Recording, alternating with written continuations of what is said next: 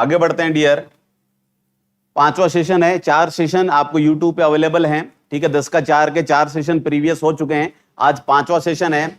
और अपनी कमर की पेटियां बांध लीजिए, बेल्ट बांध लीजिए, ठीक है, तैयार है। Are you ready? चलिए यहां आ रहा आपके सामने पहला क्वेश्चन, हरी अप, फटाफट इसका जवाब दें।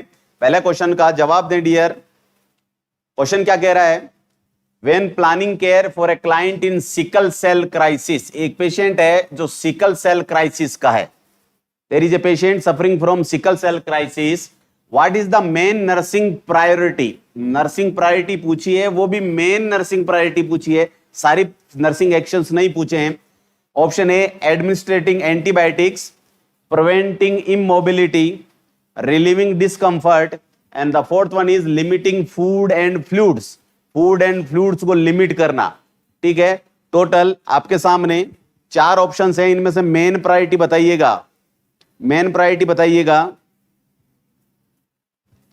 थैंक यू नंदलाल जी, शुभकामनाओं के लिए। Hurry up. सबसे पहले क्यूट आत्मा का आंसर आया है डी, क्यूट आत्मा डी है। डिंपल वैष्णव जी सी हैं, क्या बात है, सी भी आ गया है। Hurry up, need your answers, need your answers please, जवाब दें। हरी अप, हरी अप, क्या बात है। जितने भी लोग लाइव देख रहे हैं सेशन को, प्लीज कमेंट करें, कमेंट को अपने मन में ना रखें, मन में ना रखें, हरी अप कमेंट करें। चलिएगा डियर, क्या कह रहा है क्वेश्चन? क्वेश्चन कह रहा है patient is suffering from sickle cell crisis. Sickle cell crisis के पेशेंट में इनमें से सबसे बड़ी प्रायोरिटी क्या होगी, मेन प्रायोरिटी क्या होगी? देखिए, सिकल सेल क्राइसिस में पेशेंट में फूड एंड फ्लूइड्स को लिमिट नहीं किया जाता, बल्कि फ्लूइड प्रेस्क्राइब किया जाता है, फ्लूइड दिया जाता है, फ्लूइड का इंटेक इंक्रीज किया जाता है। इमोबिलिटी को प्रिवेंट, हाँ हल्का डिस्कंफर्ट हो तो किया जाता है, याद रखिएगा, लेकिन ये मेन एक्शन नहीं है, एंटीबायोटिक्स का कोई लेना देना नहीं है। पहले हम हल्का सा सिकल सेल क्राइसिस के बारे में आपको बता दें ताकि आपको कंफ्यूजन ना रहे। चलिए सिकल सेल क्राइसिस के बारे में हल्की सी जानकारी दे देता हूं। याद रखिएगा बेटा जी, the disease is sickle cell. जो डिजीज है आपके सामने वो कौन सी डिजीज है? सिकल सेल है। क्या होता है सिकल सेल डिजीज के बारे में देख लेते हैं। ये देखिए, ये एक नॉर्मल आरबीसी है, ये आपकी नॉर्मल आरबीसी हमेशा याद रखिएगा। और नॉर्मल आरबीसी की अगर आपसे शेप पूछी जाए तो your answer will be discoid cell. एक डिस्क जैसी है, गोल तस्तरी जैसी है। अगर इस तस्तरी को मैं खड़ा कर दूं तो फिर ये मुझे बाइकॉनकेव नजर आएगी। याद रखिएगा, first priority should B discoid, and ये ऑप्शन में ना हो तो बाइकॉनकेव आएगी। ये नॉर्मल आरबीसी की शेप होती है, नॉर्मल आरबीसी की शेप होती है डिस्कोइडल एंड बाइकॉनकेव। अगर ड्यू टू मैन्युफैक्चरिंग डिफिकल्टीज, ये प्रॉब्लम्स, ये डिस्कोइड या बाइकॉनकेव ना होके, ये देखिए सिकल शेप की हो गई है, हंसिया के आकार की होगी है, ठीक है। जो खेतों में काम करते हैं हंसिया, आप खेत में कुछ भी चीज को कट करने के लिए, उस शेप की होगी है, सिकल शेप की होगी है, दैट्स वाई। अब ये एबनॉर्मल शेप है, याद रखेगा। हमारी बॉडी की जो सेल्स है, इम्यून सिस्टम है या नॉर्मल डिफेंसिव सिस्टम है, वो सोचेगा ये मेरी आरबीसी नहीं है, this is not my RBC, और वो आखिरकार क्या करेंगे, इसको डिस्ट्रॉय कर देंगे, इसका हीमोलाइसिस कर देंगे, और हीमोलाइसिस हो जाएगा, आरबीसी काउंट कम हो जाएगा, एंड पेशेंट को हो जाएगा एनीमिया। याद रखिएगा, this anaemia is known as sickle cell anaemia. Sickle cell anaemia कहा जाता है क्योंकि आरबीसी की शेप कैसी होती है? सिकल शेप की होती है। अगला क्वेश्चन क्या निकल के आता है? कैसा डिसऑर्डर है सिकल सेल एनीमिया? याद रखिएगा, सिकल सेल एनीमिया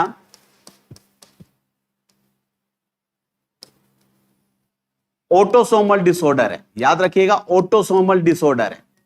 आप सभी जानते हैं कि 46 क्रोमोसोम होते हैं, देयर आर 46 क्रोमोसोम्स। किसी भी सेल के न्यूक्लियस में 46 क्रोमोसोम होते हैं, जिसमें से 22 पेयर्स तो अलग होते हैं, 22 जोड़े तो अलग होते हैं, 22 पेयर्स, और एक जोड़ा होता है या तो XX का या XY का। क्लियर है? 22 जोड़े अलग होते हैं। इन 22 जोड़ों को कहा जाता है ऑटोसोम, इनको कहा जाता है ऑटोसोम। और लास्ट का जो बचता है XX या XY, इनको कहा जाता है सेक्स क्रोमोसोम। याद रखिएगा, इस तरह ये टोटल 46 क्रोमोसोम होते हैं, 23 पेयर्स होते हैं। अब सुनिएगा क्या क्वेश्चन निकल के आ रहा है। इनके साथ याद रखिएगा, बहुत सारे डिसऑर्डर सब पढ़ेंगे हम आगे की क्लासेज में, जो सेक्स क्रोमोसोम के साथ अटैच होते हैं। याद रखिएगा, इस वजह से कई बार मेल में होते हैं, कई बार केवल फीमेल में होते हैं, वो प्रॉब्लम होती है। और ये ऑटोसोमल डिसऑर्डर यानी इन 22 पेयर्स पे अटैच होते हैं, इसलिए मेल फीमेल का कोई लफड़ा नहीं है, किसी में भी हो सकते हैं। दूसरा, ऑटोसोमल के साथ में रिसेसिव डिसऑर्डर है, रिसेसिव डिसऑर्डर है। याद रखिएगा, सपोज ये एक क्रोमोसोम है कोई और ये दूसरा क्रोमोसोम है, अगर एक ही जीन डिफेक्टिव हुआ तो नहीं हुआ, दोनों जीन को डिफेक्टिव होना पड़ेगा। याद रखिएगा, दोनों जीव स्मॉल स्मॉल जीन आ जाएंगे, दोनों डिफेक्टिव जीन आएंगे, तब जाके डिसऑर्डर पैदा होगा। रिसेसिव है यानी एक जीन डिफेक्ट होने से नहीं होगा, दोनों जीन डिफेक्ट होने पड़ेंगे। याद रखिएगा, और it is a autosomal, sex chromosome पे जुड़ी हुई नहीं होती है। ये इस डिजीज के बारे में आ गया। अब क्वेश्चन सिकल सेल का नहीं है, क्वेश्चन है सिकल सेल क्राइसिस का। सिकल सेल क्राइसिस क्या होता है, देखिएगा क्या होता है डियर। ये आरबीसी जो सिकल शेप की है, ये सिकल सेल आरबीसी क्लम्प कर जाती है, आपस में मर्ज हो जाती है, और मर्ज होने के बाद छोटी छोटी आर्टरीज या ब्लड कैपिलरीज जो है उनको ब्लॉक कर देती है। जैसे ही वो ब्लॉक हो गई तो आगे के टिश्यू को ब्लड सप्लाई नहीं होगी, आगे के टिश्यू में इस्चीमिया हो जाएगा, एनारोबिक रेस्पिरेशन होगा, और पेशेंट को पेन फील होगा। क्या फील होगा डियर? पेन फील होगा। इस क्राइसिस को कहा जाता है सिकल सेल क्राइसिस। और याद रखिएगा, कुछ लोग इसे सिकल सेल क्राइसिस की जगह पेन क्राइसिस भी बोलते हैं। किस नाम से भी जाना जाता है? पेन क्राइसिस भी नाम से जाना जाता है। बहुत सारे क्राइसिस हैं सिकल सेल एनीमिया के, उसमें से सबसे जो कॉमन होता है वो होता है वैसो ओक्लूसिव ब्लड वेसल्स के बंद होने की वजह से। जैसे ही ब्लड वेसल्स बंद होगी सिकल सेल की वजह से, ब्लड सप्लाई कम होगी, इस्चीमिया होगा, और आगे का मैसेज आप जानते हैं सारे, और पेशेंट को क्या होगा? सीवियर पेन होगा। यानी पेन को रोकना आपकी सबसे बड़ी प्रायोरिटी होनी चाहिए, और यही ये क्वेश्चन कह रहा है। क्वेश्चन कह रहा है आपसे, ठीक है, क्वेश्चन ने पूछा था कि मेन प्रायोरिटी क्या होनी चाहिए। एंटीबायोटिक्स देना मेन प्रायोरिटी नहीं है, इमोबिलिटी को प्रिवेंट करना नहीं, हल्का मोबाइल रखना चाहिए पेशेंट को, डिस्कंफर्ट को दूर करना is the main priority. Right answer is C, क्योंकि सीवियर पेन होता है। जब भी सिकल सेल क्राइसिस वर्ड आपके दिमाग में आ जाए, एक चीज हमेशा आपके दिमाग में आनी चाहिए, पेन। याद रखिएगा, the right answer is C. Very good, आगे बढ़ते हैं डियर, नेक्स्ट क्वेश्चन का जवाब दीजिएगा। अच्छा, अगर आ जाए कि सिकल सेल क्राइसिस कब कब होगा, सिकल सेल से सिकल सेल क्राइसिस कब होगा, कौन कौन से फैक्टर जिम्मेदार हैं, ये भी बता दूं। याद रखिएगा, डिहाइड्रेशन, जब भी सिकल सेल के पेशेंट को डिहाइड्रेशन होगा, सिकल सेल क्राइसिस का अटैक आ जाएगा, याद रखना। सेकंड, जब भी इंफेक्शन होगा सिकल सेल क्राइसिस हो जाएगा।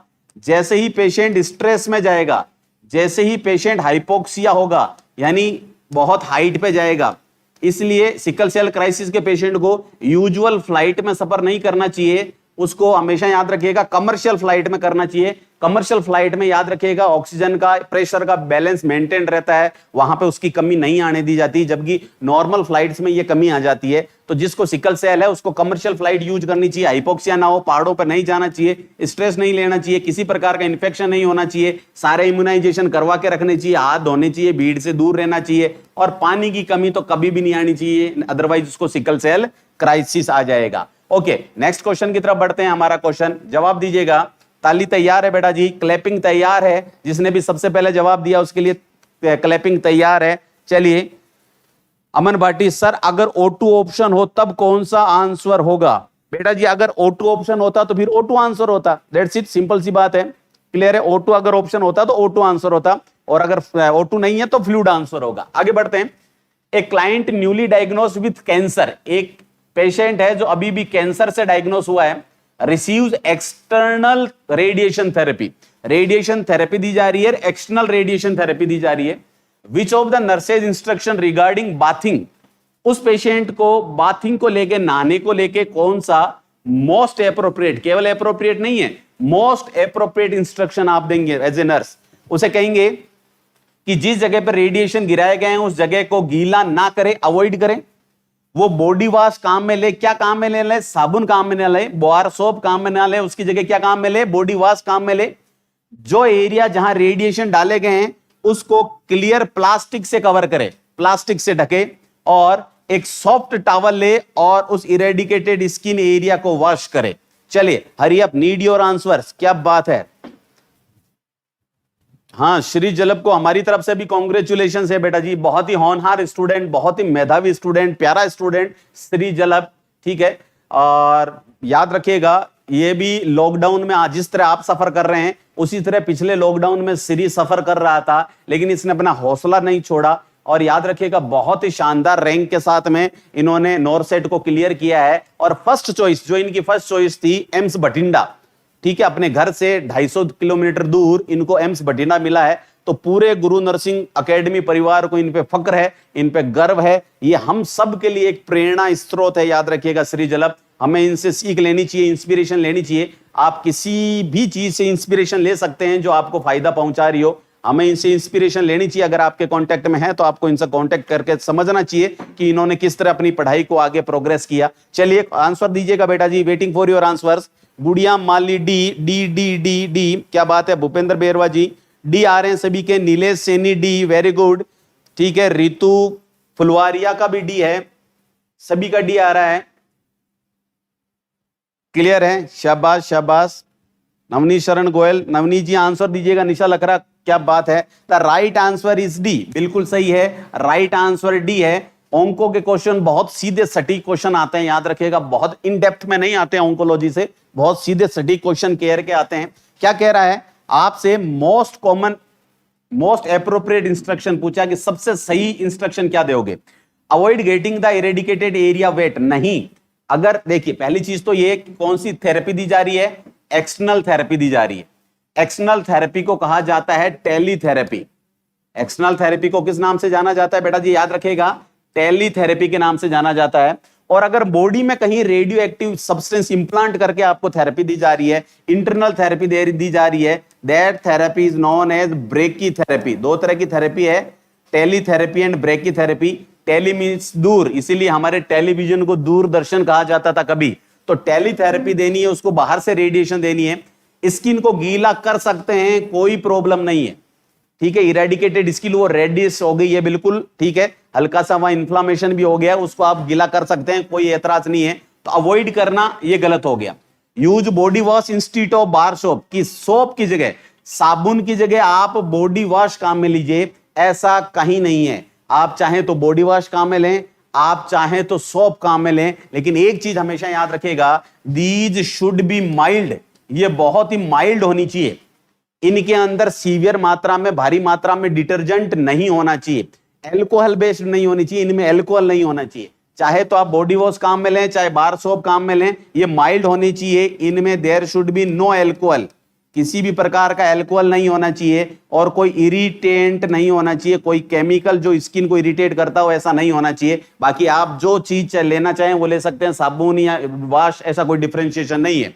नेक्स्ट क्या कह रहा है, तीसरा ऑप्शन कह रहा है आपसे, cover the radiant area eradicated with clear plastic, कि उस जगह को प्लास्टिक से ढक दें, जहां रेडिएशन गिरे उस जगह को प्लास्टिक से ढकें। एज सच इसका कोई यूज नहीं है, उल्टा कुछ नुकसान हो जाएगा, क्योंकि उस एरिया को जब आप प्लास्टिक से कवर करेंगे तो उसके बाद उसके चारों तरफ आप टेपिंग करेंगे, उसको अटैच करने के लिए, चिपकाए रखने के लिए टेपिंग करेंगे, तो ये टैप जब आप उखाड़ेंगे तो वहां से स्किन के इरप्शंस हो सकते हैं। तो ये वाला फंडा भी खोटा हो गया, काम में नहीं लेना है। लास्ट कह रहा है, use a soft towel to wash the irrigated skin, skin को साफ करने के लिए सॉफ्ट टॉवल काम में लो, बिल्कुल सही कह रहा है। धोना किससे, याद रखिएगा, ये कंसेप्ट भी सुन लीजिएगा, वार्म वाटर से, ठंडे पानी से नहीं धोना है, गुनगुने पानी से धोना है, और उसके बाद सॉफ्ट टॉवल से उसको क्लियर कर देना है। सॉफ्ट टॉवल को भी रब नहीं करना है, सॉफ्ट टॉवल को केवल टच करना है और वाटर को वहां से सोख लेना है, स्किन पे कोई रबिंग नहीं करनी है। क्लियर है। जिन्होंने भी सही जवाब दिया उन सभी के लिए तालियां। अगली बार से मैं देखूंगा कि कौन सा बंदा जो सबसे पहले जवाब देता है, राइट आंसर देता है, नोट में रहेगा मेरे। ये देखिए, ये मशीन का डायग्राम भी दे दिया बेटा जी, कौन सी मशीन है, टेलीथेरेपी मशीन। दूर से ही एक्सरे या रेडिएशन बीम गिराने की मशीन है। रेडिएशन बीम यहां से आएंगे बॉडी के स्पेसिफिक पोस्चर में। सर ऐसी तो बहुत सारी मशीन होती है, हम पहचानेंगे कैसे कि ये रेडिएशन थेरेपी मशीन है, एक सीटी स्कैन है, एक एमआरआई है। याद रखिएगा, इस रूम को देखिएगा, जहां मशीन लगी है उसके चेंबर को देखिएगा, आपको यहां लेड की सीलिंग मिल रही है, शीशे की सीलिंग मिल रही है। याद रखिएगा, व्हाइट कलर की ये शीशे की सीलिंग है ताकि रेडिएशन बाहर ना जाए।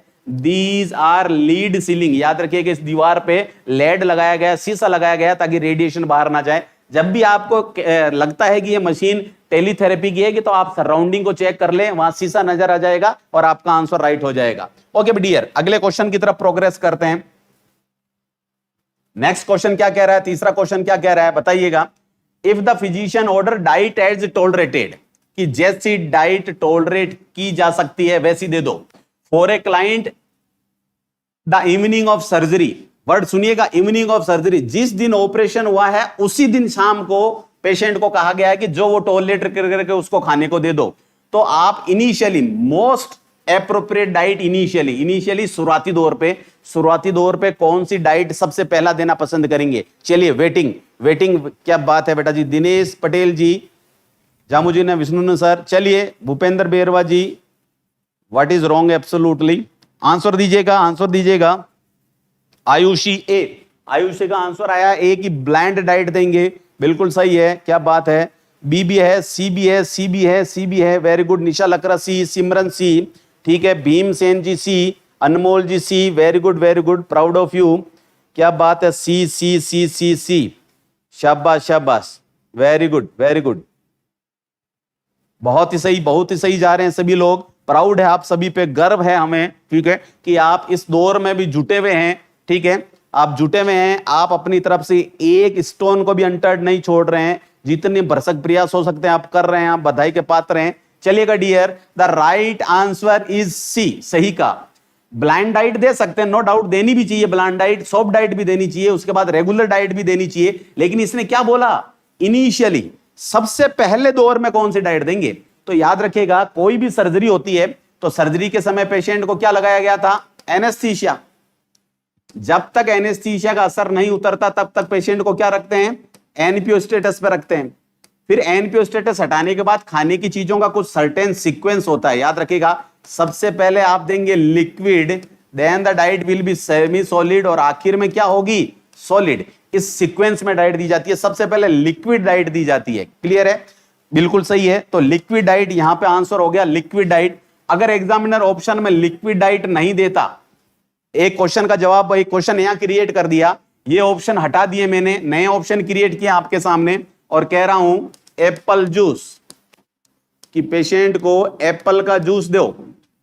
ऑप्शन बी, पेशेंट को मिल्क दो। ऑप्शन सी, पेशेंट को दलिया खिलाओ। और option D, none of the above. अब बताइए, इस पेशेंट को सबसे पहले कौन सी चीज दी जाएगी? एप्पल जूस, मिल्क, दलिया, या नन ऑफ द अबव? अब क्वेश्चन का जवाब दीजिएगा। क्वेश्चन चेंज कर दिया है मैंने, क्वेश्चन चेंज कर दिया है, क्लियर लिक्विड डाइट ऑप्शन को, और ये सारे ऑप्शन हटा के मैंने नए ऑप्शन दे दिए, ए बी सी डी। फटाफट आंसर दीजिएगा, कौन सी डाइट दी जाएगी इस पेशेंट को? एप्पल जूस दिया जाएगा, मिल्क दिया जाएगा, दलिया दिया जाएगा, या नन ऑफ द अबव दिया जाएगा? देवांशु का आया है D, none of the above, इनमें से कुछ भी नहीं दिया जाएगा, इनमें से कुछ भी नहीं दिया जाएगा, ये आंसर आया है, क्लियर है? ए डी भी आ रहा है, ए मिल्क भी आंसर आया है, याद रखिएगा। चलिए, शाबाश, ओके, मिल्क भी आ रहा है, क्या बात है। द राइट आंसर इज, याद रखिएगा, इस केस में आपका राइट आंसर है एप्पल जूस, इस केस में राइट आंसर है एप्पल जूस। अरे सर ऐसा क्यों? देखिए, पेशेंट को कौन सी डाइट देनी होती है? क्लियर लिक्विड डाइट देनी होती है, और क्लियर लिक्विड डाइट के एग्जाम्पल बता दूं आपको। क्लियर लिक्विड डाइट का मतलब होता है, सबसे पहले तो प्लेन वाटर, सीधा सादा पानी, याद रखिएगा, plain water is the example of, plain water किसका एग्जाम्पल है? याद रखिएगा, प्लेन वाटर एग्जाम्पल है आपके क्लियर लिक्विड डाइट का। सेकंड, याद रखिएगा, जूस विदाउट पल्प, ये वर्ड हमेशा याद रखिएगा, जूस विदाउट पल्प, ऐसा जूस जिसमें पल्प नहीं है, गूदा नहीं है, जैसे ऑरेंज जूस पिलाइए, जैसे एप्पल का जूस पिलाइए, जैसे ग्रेप्स का जूस पिलाइए, याद रखिएगा, जैसे लेमोनेड, नींबू शिकंजी पिलाइए। ये सारी चीज याद रखिएगा किस में आती है? क्लियर लिक्विड डाइट्स में आती है। मिल्क क्लियर लिक्विड डाइट में नहीं आता, कंसेप्ट याद कर लीजिएगा, milk is not a clear liquid diet, इसलिए मिल्क आंसर नहीं होगा, हमेशा याद रखिएगा। बिल्कुल, आप सबसे पहले प्लेन वाटर की सिप देंगे, फिर प्लेन वाटर देंगे, फिर इनमें से कुछ दे सकते हैं, और उसके बाद आगे के प्रोग्रेस करेंगे। तो ये क्वेश्चन भी याद कर लीजिएगा, अगले का जवाब दीजिएगा बेटा जी, इंपॉर्टेंट क्वेश्चन का जवाब दीजिएगा, क्लियर है? नेक्स्ट क्वेश्चन को रीड आउट कीजिए, युवराज नजर नहीं आ रहे हैं, रीड आउट कीजिए और जवाब दीजिएगा। क्वेश्चन है, when monitoring the treatment response of a client with diabetes insipidus, एक पेशेंट है जो किससे सफर कर रहा है, डायबिटीज इंसिपिडस से सफर कर रहा है, याद रखेगा। ओके, डायबिटीज इंसिपिडस से। Which component of the urine analysis, और इस पेशेंट का यूरिन एनालिसिस किया गया है, is most important for the nurse to assess. Urine analysis में कौन सा फैक्टर चेक करना ही करना है, सबसे इंपॉर्टेंट है। एक पेशेंट है डायबिटीज इंसिपिडस का, उसके बहुत सारे यूरिन एनालिसिस के कंपोनेंट हैं, उसमें से कौन सा कंपोनेंट सबसे ज्यादा चेक करना है। बिल्कुल देवांशु ठकराल का आया कि सर्जरी वाले दिन एप्पल जूस नहीं देते सर। हाँ बिल्कुल क्लियर, वाटर देते हैं, लेकिन जब ऑप्शन में नहीं है तो आपको तो सेलेक्ट करना पड़ेगा ना dear.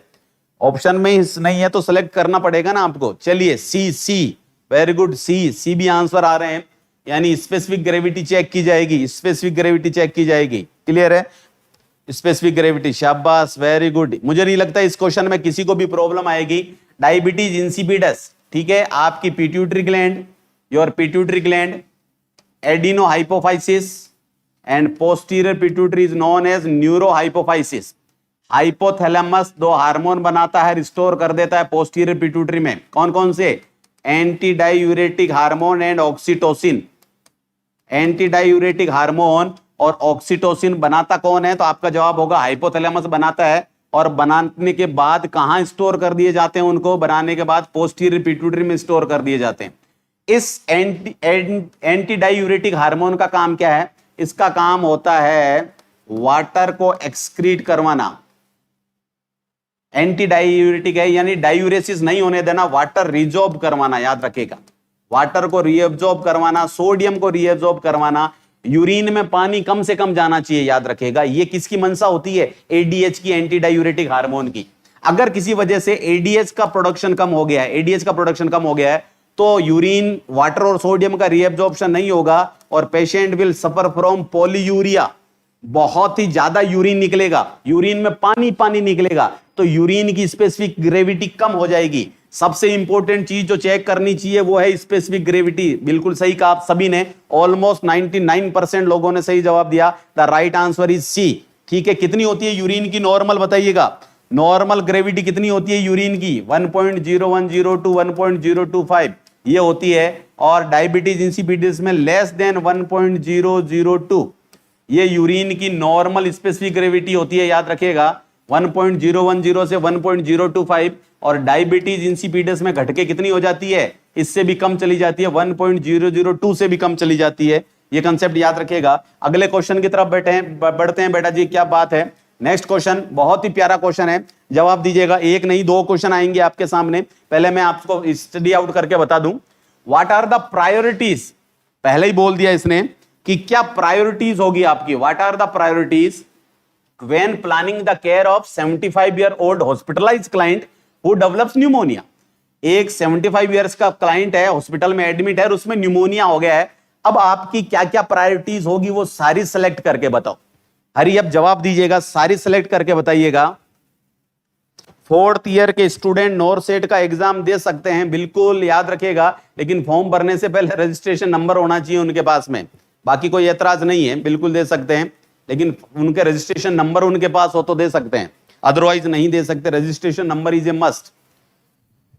Monu Sharma ji good evening बेटा जी, गुड इवनिंग। चलिएगा हरियप जवाब दीजिएगा। वेटिंग वेटिंग बेटा जी वेटिंग। हरियप हरियप आंसर नहीं आया अभी तक, आ गया सबसे पहले क्यूट आत्मा का आया, भैया बच के रहना। क्यूट आत्मा ABEF, ABEF का आया है, ABEF, शाबाश। चलिए आप गलत क्यों हैं क्यूट आत्मा, रेशनल को अच्छे से सुनिएगा। अनमोल जी A और B, अनमोल जी A और B, अनमोल जी गलत क्यों हैं। इसके बाद में सिमरन चौधरी BEF, BEF करके आंसर आया है। चलिए रश्मि B, एक आंसर नहीं है मल्टीपल आंसर है, ABDE कुलदीप सिंह। एक पॉइंट ऐसा डाला है मैंने कि अधिकतर बच्चे उसको गलत करेंगे, इसलिए उस पॉइंट को डाला है, उस पॉइंट को समझाना चाहता हूं, याद रखिएगा। क्लियर है, hurry up, need your answers. Rocket, rocket बना दीजिए। रफाल, रफाल बनाइएगा। आंसर आपके ऑप्शन नहीं आ रहे, मन में ना रखें ऑप्शन को, जो मन में आता है टेक दें, जो मन में आता है टेक दें। एक बार गलत कंसेप्ट मन से बाहर आएगा, उसके बाद उसकी जगह सही कंसेप्ट आपके ब्रेन में बिठाना मेरी जिम्मेदारी। आने दें आने दें। Hurry up. Poonam Saroj ABF, very good very good. चलिए सॉल्व करते हैं डियर। सबसे पहला क्या कह रहा है, नीचे से स्टार्ट करते हैं। Obtaining ordered blood culture with in 24 hours of admission. Hospital में एडमिट होने के 24 घंटे के अंदर अंदर पेशेंट का ब्लड सैंपल लेना चाहिए ब्लड कल्चर के लिए। बिल्कुल सही बात है, ताकि पता चल सके कि कॉजेटिव एजेंट कौन है। स्पूटम स्पेसिमेन भी लेते हैं, ब्लड स्पेसिमेन भी लेते हैं, याद रखेगा। बिल्कुल सही है, करना चाहिए, प्रायोरिटी है 24 घंटे के अंदर। याद रखेगा, एग्जामिनर जब भी आपसे क्वेश्चन पूछेगा तो आपसे डेडलाइन के तौर पे पूछेगा कि कितने देर के अंदर अंदर ब्लड सैंपल लेना जरूरी है एडमिशन के। Your answer will be 24 hour, 24 घंटे के अंदर अंदर। तीसरे चौथे दिन ब्लड सैंपल नहीं लेना, एडमिशन के 24 घंटे के अंदर अंदर लेना है। और इस सैंपल के लेने के बाद क्या स्टार्ट होनी चाहिए? एंटीबायोटिक स्टार्ट हो जानी चाहिए। यानी पहले ब्लड सैंपल लेना है, बिल्कुल सही है, और ब्लड सैंपल लेने के बाद क्या स्टार्ट हो जाने चाहिए? एंटीबायोटिक स्टार्ट हो जाने चाहिए। यह भी क्वेश्चन पूछा जाता है, एंटीबायोटिक्स कितनी देर में स्टार्ट हो जाने चाहिए एडमिशन के? याद रखिएगा, very very very important question. With in 4 hours, hospital में एडमिट होने के 4 घंटे के अंदर अंदर एंटीबायोटिक स्टार्ट हो जाने चाहिए न्यूमोनिया के पेशेंट में। अच्छा सर, आपने कहा कि ब्लड सैंपल ले, ब्लड सैंपल में तो 24 घंटे लिमिट दे दी और एंटीबायोटिक्स आपने 4 घंटे ही दी, और फिर बोल रहे हो कि पहले सैंपल ले और फिर करो, तो फिर 24 घंटे होना चाहिए था इसको। नहीं, अगर किसी वजह से सैंपल नहीं ले पा रहे हैं आप, और तो उस सैंपल को बाढ़ में जाने दो, आप एंटीबायोटिक स्टार्ट कर दो। क्लियर है? अगर एग्जामिनर पूछता है कि पहले क्या करोगे, तो आपका जवाब होगा पहले ब्लड सैंपल लेंगे फिर एंटीबायोटिक। लेकिन किसी वजह से नहीं ले पा रहे हैं तो हम बिना ब्लड सैंपल का वेट किए एंटीबायोटिक स्टार्ट कर देंगे विद इन 4 आवर्स। दोनों कंपोनेंट याद रखिएगा, बिल्कुल सही है। एफ भी करना है, ई भी करना है। एनकरेज इंडिपेंडेंस, नहीं कोई मस्कुलोस्केलेटल सिस्टम की प्रॉब्लम नहीं है, कोई न्यूरोलॉजिकल प्रॉब्लम नहीं है, तो इंडिपेंडेंस को एनकरेज करने की कुछ खास मंशा यहां नहीं है। प्रोवाइड नरिशमेंट, बिल्कुल याद रखेगा, जब न्यूमोनिया है तो पेशेंट को एक्सेसिव कफिंग हो रही है, पेशेंट एनोरेक्सिक है, खाना नहीं खा रहा है, बॉडी का वेट लॉस हो रहा है, याद रखेगा, तो पेशेंट को नरिशमेंट प्रोवाइड कराना हमारी प्रायोरिटी है। बिल्कुल सही है। मेंटेन ऑक्सीजनेशन, ये तो सबसे बड़ी प्रायोरिटी है, ऑक्सीजन लेवल मेंटेन करना। अब जो अधिकतर बच्चों ने गलत किया वो बता रहा हूं, मैक्सिमम बच्चों ने ए सेलेक्ट किया। ए क्या कह रहा है? रिलीव द कफ, कफ को रिलीव कर दो, खांसी को रिलीव कर दो। गलत, याद रखिएगा, कफ को रिलीव कर देंगे तो जो अंदर स्पूटम पड़ा है वो अंदर का अंदर ही रह जाएगा। You have to remove the sputum. आपका यहां आंसर क्या आना चाहिए था? यहां ऑप्शन अगर होता रिमूव स्पूटम तो बिल्कुल सही होता, रिमूव स्पूटम होता तो सही होता। कफ को रिलीव करना सही नहीं है। आप तो पेशेंट को एंटी कफिंग एजेंट दे देंगे, ठीक है, कफ सप्रेसेंट दे देंगे, पेशेंट की खांसी रुक जाएगी। याद रखेगा, पेशेंट की खांसी रुक जाएगी और पेशेंट तो खराब हो जाएगा। क्लियर है? स्पूटम अंदर ही रह जाएगा। तो याद रखिएगा, ए नहीं है। आप हाँ ई बी दे सकते हैं, आप सी दे सकते हैं, ठीक है, आप ई दे सकते हैं और आप एफ दे सकते हैं, ठीक है। डी भी सीवियर केस में, बाकी ए को रिलीव कर दिया जाएगा। Right answer is B, C, E and F. ये राइट आंसर है, हमेशा याद रखेगा। क्लियर है? हाँ, तीसरा नरिशमेंट। देखिए क्या होता है कि आप कुछ टेक्स्ट बुक्स देखेंगे, उसमें नरिशमेंट आपको आंसर नहीं मिलेगा, नो डाउट, याद रखिएगा, नहीं मिलेगा। लेकिन न्यूमोनिया सीओपीडी के केस में नरिशमेंट बहुत बड़ी बात होती है, आपको प्रोवाइड कराना ही कराना है, ठीक है। जहां भी आपको मिले आप एडिट कर दीजिएगा, आपकी प्रायोरिटी होगी बी, सी, ई, एफ। अच्छा, अगर इसी से मैं एक क्वेश्चन क्रिएट करके बता दूं, अब आंसर समझ में आ गया आपको।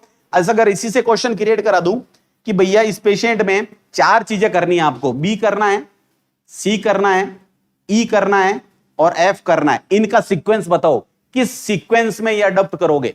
पेशेंट में ये 4 एक्टिविटी करनी है, पहली वाली एक्टिविटी तो करनी ही नहीं है, ठीक है, डी एक्टिविटी भी नहीं करनी, बाकी के जो 4 बच्ची बी, सी, ई, एफ, उनका सीक्वेंस बताओ, किस सीक्वेंस में वो एक्टिविटी की जाएगी। हरी अब नीड योर आंसर्स। सी का कंफ्यूजन है, सी सही हो गया बेटा जी, सिमरन बता दिया मैंने आपको। चलिए फटाफट जवाब दीजिएगा, किस सीक्वेंस में काम करेंगे आप? बी, सी, ई, एफ किस सीक्वेंस में काम किया जाएगा?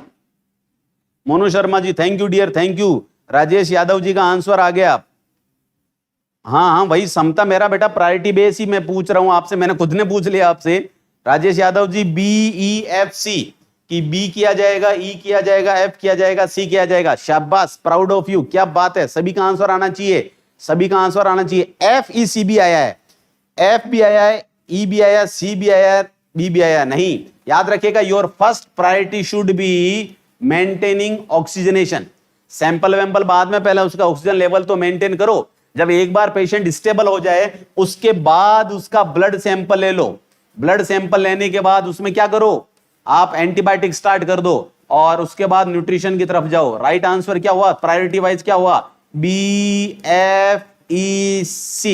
BFEC, this is the correct priority sequence. इस तरह से प्रायोरिटी सेट करना भी सीख जाइएगा। BFEC, क्या बात है बेटा जी, समता मेहरा, बिल्कुल सही है बेटा जी आप। चलिए नेक्स्ट क्वेश्चन का जवाब दीजिएगा डियर, अगले क्वेश्चन का जवाब दीजिएगा। वेरी गुड, 6 क्वेश्चन की तरफ बढ़ रहे हैं हम। आज के 10 का 40 सेशन में अब तक 5 क्वेश्चन सोल्व कर सकते हैं, यानी 20 क्वेश्चन सोल्व कर चुके हैं। अब हम छठे क्वेश्चन की तरफ है, मिड में है। दम लगा के डियर, दम लगा के फटाफट जवाब दीजिएगा। The nurse is caring for a client after सब टोटल थायरॉयडेक्टोमी। पेशेंट की थायराइड ग्लैंड को रिमूव किया गया है लेकिन पूरा नहीं किया गया है। Places the client in semi Fowler position, और ऑपरेशन करने के बाद पेशेंट को सेमी फाउलर पोजीशन में बिठाया गया है, प्लेस किया गया है। What is the rational be for this action, क्या पर्पस है इस पोजीशन को मेंटेन करने का। Need your answers.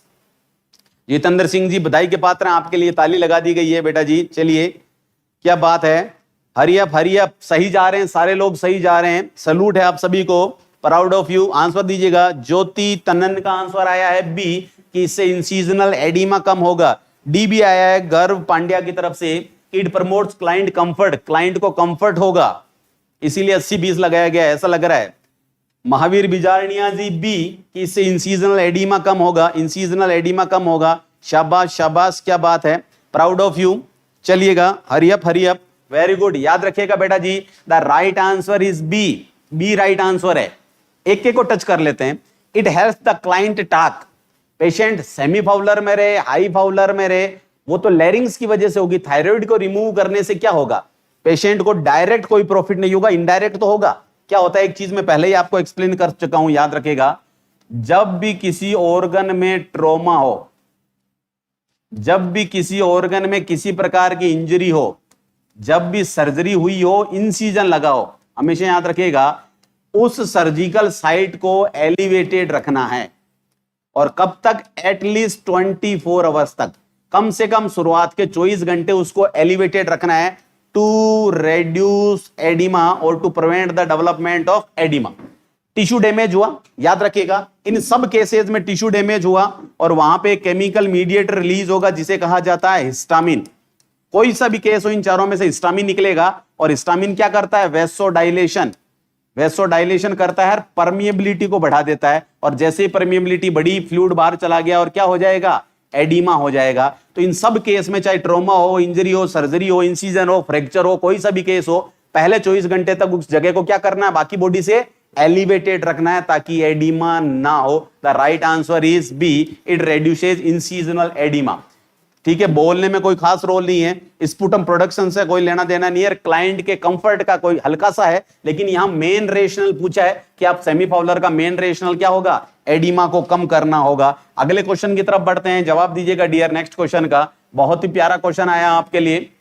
Which action by the nurse is most appropriate while assessing neurological function.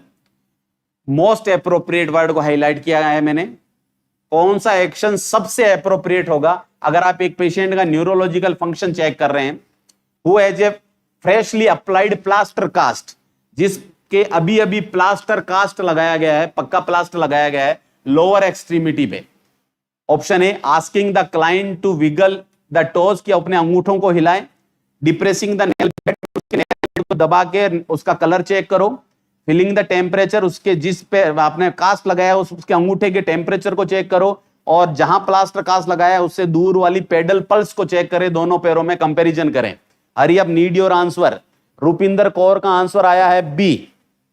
क्या बात है, इसी क्वेश्चन का दे रहे हो या किसी और का पिछले का चल रहा है? अभी भी बी दिया जा रहा है कि नेल बेल्ट को करना। शाबाश। इसका जिसने आंसर दे दिया नहीं भैया, इसका जिसने आंसर दे दिया वो जिंदगी में मुझे जब भी मिलेगा वो जो कहेगा वो चॉकलेट। क्लियर है, वो जो कहेगा वो चॉकलेट उसको मिलेगी अगर किसी ने ये आंसर दे दिया तो। ठीक है, प्राइज दिया जा रहा है, ताली तो बजाऊंगा जो बजाऊंगा। इसका राइट आंसर चाहिए मुझे, राइट आंसर। बी आया है, बी। बी मेरी नजर रहनी चाहिए, मेरी नजर है हर किसी पे। ठीक है, जितेंद्र सिंह राजपूत जी कुछ कह रहे हैं बी है, सी है, डी है। ठीक है, सबसे पहले जिन्होंने कहा है, सबसे पहले जिन्होंने कहा, मैं सभी को लिस्ट डाउन कर रहा हूं, सबसे पहले जिन्होंने कहा उनको बड़ा सा मिलेगी, चॉकलेट मिलेगी। आंसर नहीं आया अभी तक, आ तो रहा है लेकिन सबसे पहले जिन्होंने बताया डी भी आ रहा है। मोनू शर्मा जी आप चॉकलेट खाएंगे लेकिन बेटा जी आंसर देंगे तभी तो खाएंगे। क्या बात है। जितेंद्र जगशीन सिंह ए, विशाल यादव ए, डी भी अनीता कंबोज वेरी गुड, सी भी है कुलदीप सिंह जी। क्या बात है, क्या बात है। चॉकलेट के लालच में रॉकेट लॉन्चर बना दिया आपने इस कमेंट बॉक्स को। याद रखिएगा, याद रखिएगा, the right answer is A, the right answer is ए। बहुत ही सिली क्वेश्चन है, इनाम रखना ही नहीं चाहिए था। बहुत ही, जितेंद्र सिंह जी याद रखिएगा, जितेंद्र जी जो भी हैं, जितेंद्र जी ने सबसे पहले आंसर दिया था, क्लियर है। और उनको चॉकलेट पक्की है, जब भी वो मुलाकात हो बेटा जी, ऊपर वाला ने चाहा तो जल्दी कोरोना खत्म होकर हम मिलेंगे। याद रखिएगा द राइट आंसर इज ए। क्यों, सुनिए कितना इजी क्वेश्चन है, हद से ज्यादा क्वेश्चन है। उन्होंने कौन सा फंक्शन पूछा है बेटा जी? न्यूरोलॉजिकल फंक्शन पूछा। 3 फंक्शन होते हैं, एक तो आप नर्व के फंक्शन चेक कर रहे हो यानी न्यूरोलॉजिकल फंक्शन चेक कर रहे हो, एक आप ब्लड वेसल के फंक्शन चेक कर रहे हो यानी वेस्कुलर फंक्शन चेक कर रहे हो, और एक दोनों के एक साथ फंक्शन चेक कर रहे हो यानी न्यूरोवेस्कुलर फंक्शन चेक कर रहे हो। अब मेरे से पूछो, एग्जामिनर ने क्या पूछा आपसे? केवल न्यूरोलॉजिकल फंक्शन पूछा है, न्यूरोलॉजिकल फंक्शन पूछा, वेस्कुलर नहीं पूछा। टोज को दबाना और उसके बाद आप कैपिलरी रिफिल चेक करना नर्व का काम है या ब्लड वेसल का? ये तो वेस्कुलर फंक्शन चेक किया जा रहा है, नर्वस फंक्शन चेक ही नहीं हो रहा। फीलिंग द टेम्परेचर, कितना टेम्परेचर है, अगर ब्लड सप्लाई कम होगी तो ठंडी हो जाएगी एक्सट्रीमिटी, ब्लड सप्लाई ज्यादा होगी तो गर्म हो जाएगी। तो ये तो ब्लड सप्लाई चेक कर रहे हैं, वेस्कुलर फंक्शन चेक कर रहे हैं। पाल्पेटिंग द पल्स, पल्स फील करना, नर्व में थोड़ी होती है पल्स, पल्स ब्लड वेसल्स में होती है, याद रखिएगा। तो ये भी नहीं है, ये तीनों वेस्कुलर फंक्शन है। नर्वस फंक्शन तो एक ही है, वो कौन है? Asking the client to wiggle the toes. Patient अपना अंगूठा कब हिलाएगा? जब मसल मूव करेगी, और मसल कब मूव करेगी? जब नर्व ऑर्डर देगी। तो नर्व के फंक्शन को चेक करने के लिए अंगूठे को विगल करवाया जा रहा है, हिलवाया जा रहा है, याद रखिएगा। इतना इजी क्वेश्चन, थोड़ा सा कॉमन सेंस से भी कर सकते थे, याद रखिएगा, क्लियर है। इसलिए हर चीज पे गलत हो गया राजेश जी, गलत हो गया, कोई नहीं बेटा जी, आपने गलत किया लेकिन अब जिंदगी में कभी गलत नहीं होगा। गौर से देखिएगा कि वो न्यूरोलॉजिकल फंक्शन पूछ रहा है, वेस्कुलर फंक्शन पूछ रहा है, या दोनों मिला के न्यूरोवेस्कुलर फंक्शन पूछ रहा है। और न्यूरोवेस्कुलर फंक्शन में आपको पढ़ा चुका हूं 6 पीज होते हैं, 6 पीज चेक किए जाते हैं न्यूरोवेस्कुलर फंक्शन में, वो कभी और भी शेयर कर लेंगे। अगले क्वेश्चन का आंसर दीजिएगा, बहुत ही छोटा सा क्वेश्चन लेकिन प्यारा सा क्वेश्चन था पीछे वाला, इसका जवाब दीजिएगा। क्लियर है, हरी अप, क्या बात है। अच्छा, जितेंद्र तो बीएस बैच का स्टूडेंट है, बिल्कुल बीएस बैच का है तो टॉफी मिलेगी मिलेगी। After an upper GI x-ray, upper GIT का एक्सरे हुआ है, इट इज मोस्ट इंपोर्टेंट, केवल इंपोर्टेंट नहीं है, most important for the nurse to monitor which of the following. Upper GI x-ray होने के बाद नर्स को किस चीज को सबसे ज्यादा मॉनिटर करना चाहिए? कि पेशेंट्स की एबिलिटी टू ईट, कि वो खा सकता है नहीं खा सकता है, कोई प्रॉब्लम तो नहीं हुई है, स्टूल पास हो रहा है या नहीं हो रहा है, यूरिन का कलर कैसा है, और उसकी स्वॉलोविंग एबिलिटी अभी भी नॉर्मल है या कुछ अल्टर्ड हो गई है। Need your answers, need your answers, ठीक है। क्या बात है भूपेंद्र जी, वेरी गुड वेरी गुड। चलिए, गर्व पांड्या का आंसर आया है डी, कि स्वॉलोविंग एबिलिटी चेक करनी है। रवि शर्मा जी का आया है सी, यूरिन का कलर चेक करना है, वेरी गुड। हाँ राजेश जी, पेन पेल पेलर प्रेस्टीशिया, बिल्कुल बेटा जी, ये तो 5 भी हुए, 6 भी होते हैं या 4 ही हुए, आपके 2 और लिखिएगा। चलिए आगे बढ़िएगा, सी भी आया है, डी भी आया है, D D very good, D आया है, सी आया है, शाबाश शाबाश, डी डी डी, बी भी आया है, सिमरन चौधरी का भी आया है, क्या बात है, डी बी, सिमरन चौधरी का डी है, बी है, शाबाश वेरी गुड। भैया जी टॉफी छीन ली जाएगी ऐसी कंडीशंस में। Hurry up, need your answers, जो भी मन में आ रहा है वो बताइएगा, क्योंकि मैक्सिमम लोग गलत कह रहे हैं, 99% लोग गलत आंसर दे रहे हैं। इसका सी भी आया है, डी भी आया है, शाबाश, ठीक है। एल्बिन थॉमस मैम का बी आया है, no no no no, this is not right answer, this is right answer, sorry this is right answer. चलिए D B B B, A भी आया है, डी भी आया है। चलिए आपका इंतजार खत्म करता हूं, the right answer is B, the right answer is B, B right answer है, याद रखिएगा। मैक्सिमम स्टूडेंट का गलत आया है, किसका सही आया? प्लीज रेज योर हैंड, जिसका सही आया अपने हाथ को ऊपर करें बेटा जी, फटाफट भेजिएगा, फटाफट इमोजी भेजिएगा जिसका सही आया है। क्यों है सही वो एक्सप्लेन करता हूं तब तक। B because to see the bowel sound, नहीं बाउल साउंड का कोई लेना देना नहीं है, रेशनल गलत जा रहा है थॉमस बेटा जी आपका। देखिएगा सुनिएगा, यहां upper GI x-ray, upper GI x-ray का मतलब होता है it is another name for barium swallow. जो टेस्ट होता है बेरियम स्वालो, उस बेरियम स्वालो को दूसरे शब्दों में किस नाम से जाना जाता है? अपर जीआई एक्सरे के नाम से जाना जाता है। हमेशा याद रखिएगा बेटा जी, एक टेस्ट जो आप कराने जाते हैं वो होता है प्लेन एक्सरे। अगर उस एक्सरे के साथ कोई कॉन्ट्रास्ट डाई ऐड कर दी जाए, कॉन्ट्रास्ट डाई डालने के बाद एक्सरे किया जा रहा है, उस टेस्ट को कहा जाता है फ्लोरोस्कोपी। दैट्स इट, इतना सा अंतर है। फ्लोरोस्कोपी इट मींस ये कि रेडियोलॉजिकल एग्जामिनेशन है जिसमें एक्सरे करने से पहले पेशेंट की बॉडी में कॉन्ट्रास्ट डाई इंजेक्ट की जाती है। जीआईटी में कौन सी कॉन्ट्रास्ट डाई काम में लेते हैं? बेरियम डाई काम में लेते हैं। 3 टेस्ट होते हैं, बेरियम स्वालो जब घोल के पिला दिया जाता है, बेरियम मील खाने में खिलाया जाता है, बेरियम एनीमा जब बेरियम का एनीमा लगाया जाता है। अपर जीआई सीरीज का मतलब बेरियम स्वालो। बेरियम की क्या खास चीज है वो सुनिएगा। बेरियम व्हाइट कलर का होता है, व्हाइट चौकी, पेशेंट को निगलने में कहीं कोई तकलीफ नहीं आती। नॉन एब्जॉर्बेबल होता है, एक दाना भी एब्जॉर्ब नहीं होता, इसलिए एलर्जी का कोई सवाल नहीं है, कोई रिटर्न टेस्ट की जरूरत नहीं है, याद रखिएगा। लेकिन इसकी सबसे बड़ी खासियत होती है एडेसिवनेस। ये एडेसिव होता है, जबरदस्त चिपकू होता है, जबरदस्त चिपकू होता है। अगर बेरियम स्वालो किया उसके बाद पेशेंट को फ्लूइड बढ़ा के देना पड़ता है, इंक्रीज फ्लूइड, बाल्टी भर भर के पानी पिलाना पड़ता है, और पेशेंट को लेग्जेटिव देने पड़ते हैं। कोई भी बेरियम का टेस्ट हो, पेशेंट को फ्लूइड हद से ज्यादा देना है, याद रखिएगा। और पेशेंट को क्या करना है डियर? लेग्जेटिव देने, ताकि वो एडेसिव चिपके नहीं और वो फ्लूइड की वजह से, लेग्जेटिव की वजह से बेरियम बाहर आ जाए। किस कलर का था? व्हाइट कलर का। तो पेशेंट के स्टूल को चेक करते हैं, याद रखिएगा। पैसेज ऑफ स्टूल चेक करते हैं, स्टूल का कलर कैसा होता है? व्हाइट। पेशेंट को व्हाइट कलर का स्टूल पास होना चाहिए। अगर वो पास हो रहा है, कितने दिनों तक पास होगा? 1 to 3 डेज तक पास होगा। अगर वो पास हो रहा है इसका मतलब सारा बेरियम बाहर आ गया। अगर नहीं आया तो याद रखिएगा क्या हो जाएगा? Intestinal obstruction. सबसे कॉमन कॉम्प्लिकेशन होता है बेरियम टेस्ट का, कौन सा? Intestinal obstruction. इसलिए ये याद रखिएगा।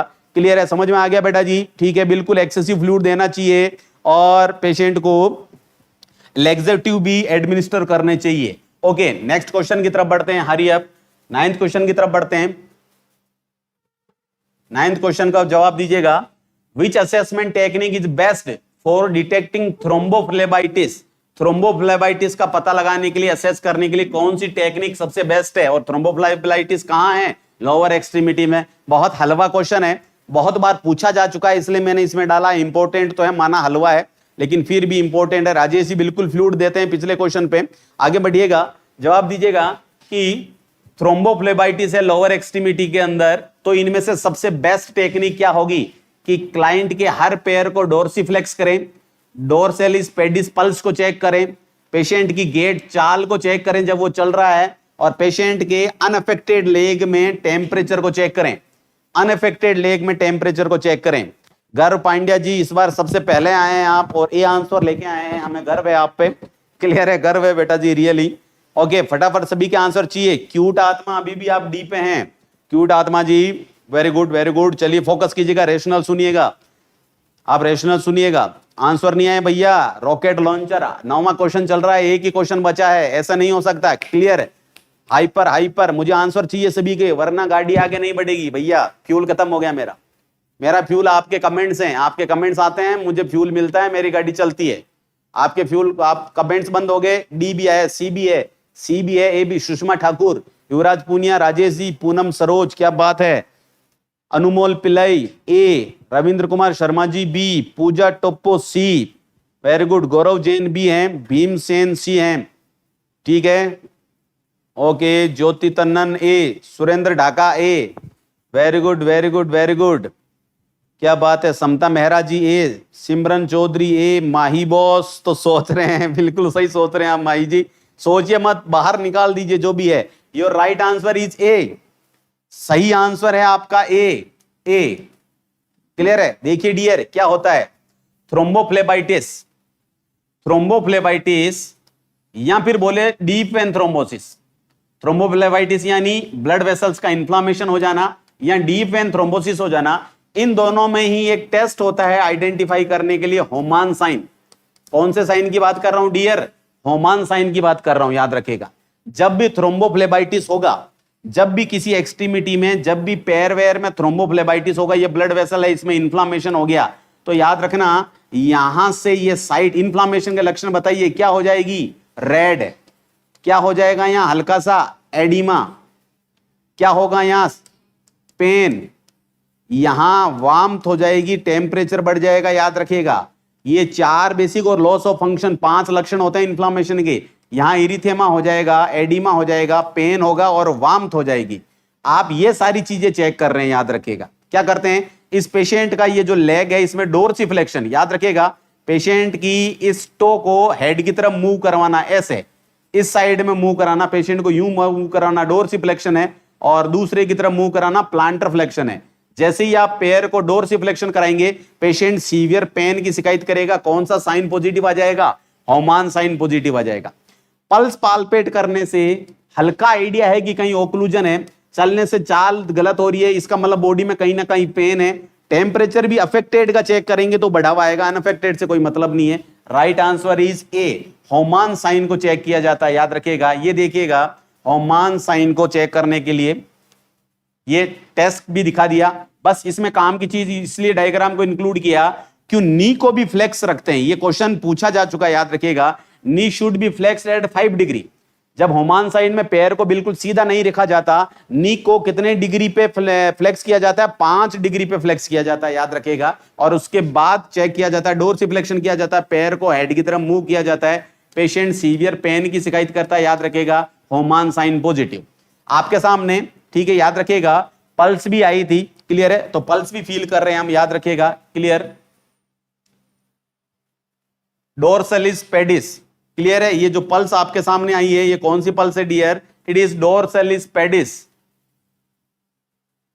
डोर्सलिस पेडिस, ये साइड देख लीजिएगा, ये साइट डोर्सलिस पेडिस पल्स की है।